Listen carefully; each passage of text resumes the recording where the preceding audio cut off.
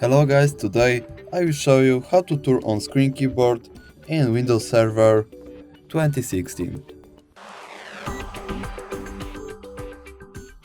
First click the magnifying icon and click the gear or click Windows icon and click the gear. Find the category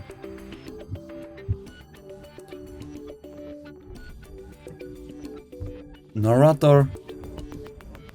Find the category Narrator Magnifier Hand Contrast. Click this. Go to category Keyboard and turn on the on-screen keyboard. Thank you very much for watching this video. Like, subscribe and comment this channel. Bye.